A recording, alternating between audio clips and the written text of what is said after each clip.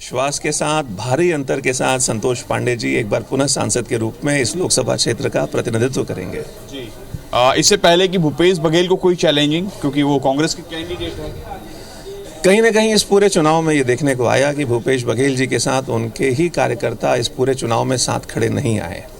चाहे कवर्धा के पूर्व विधायक मोहम्मद अकबर हों, चाहे अन्य क्षेत्रों के उनके प्रमुख विश्वसनीय करता धरता जो कांग्रेस पार्टी के सरकार के 5 साल में रहे हों, तो ऐसा लगता है कि इस पूरे चुनाव में भूपेश बघेल जी को लेकर राजनांदगांव लोकसभा के कांग्रेस के कार्यकर्ताओं ने ही उनको स्वीकार नहीं किया।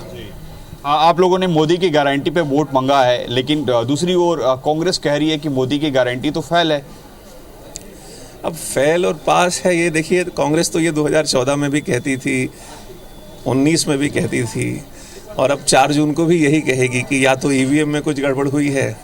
तो कुल मिलाकर कांग्रेस के पास जनता के बीच में लेकर जाने को कोई ठोस मुद्दे बचे नहीं, और मोदी जी के प्रति जनता में विश्वास की भावना बरकरार है। हाल में ही कांग्रेस नेताओं के कई बयान आ रहे हैं विरासत को लेकर, तो क्या इसका कोई असर पड़ेगा दूसरे फेज के बाद अन्य फेज के चुनावों पर? भारतीय जनता पार्टी का सौभाग्य रहा है कि कांग्रेस में ऐसे कई नेतृत्वकर्ता हैं, सलाहकार हैं, जो समय समय पर ऐसे बम फोड़ते रहते हैं, और निश्चित रूप से जब जब ऐसी गैर जिम्मेदाराना बयान सामने आए हैं, उसका बड़ा नुकसान कांग्रेस को झेलना पड़ा है, और ये कहीं ना कहीं कांग्रेस की सोच जनता के सामने लेकर आती है।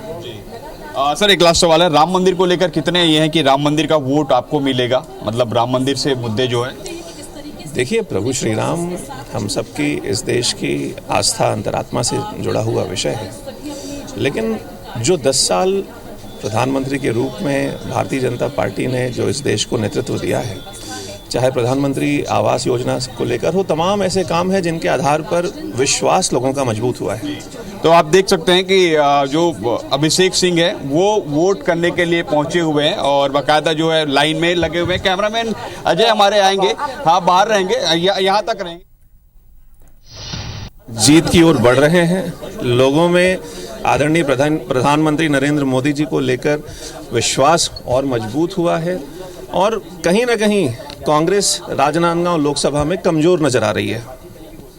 भूपेश बघेल लगातार काफी दौरे किए थे, अब वो पूर्व सीएम भी है।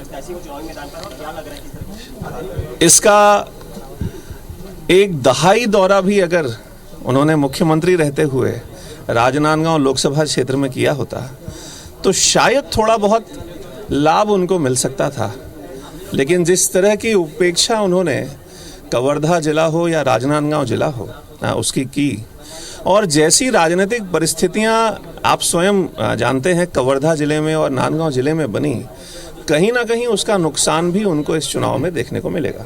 सर, आप इससे पहले भी जब सांसद रहे और अभी का चुनाव, दोनों चुनाव में अंतर क्या देखते हैं, और बीजेपी के लिए प्लस क्या है? देखिए, मैं 2014 में मैंने चुनाव लड़ा था। उस समय कांग्रेस की सरकार का बदलाव का चरण था, और इस बार तो हमारे पास 10 साल का ट्रैक रिकॉर्ड है, और इन 10 सालों में भारतीय जनता पार्टी ने, प्रधानमंत्री जी ने, केंद्र की सरकार ने जो काम किए हैं उसके आधार पर जनता का विश्वास और मजबूत हुआ है। तो आपने सुना अभिषेक सिंह जी को, और विजय शर्मा जी भी कुछ देर बाद पहुंचेंगे।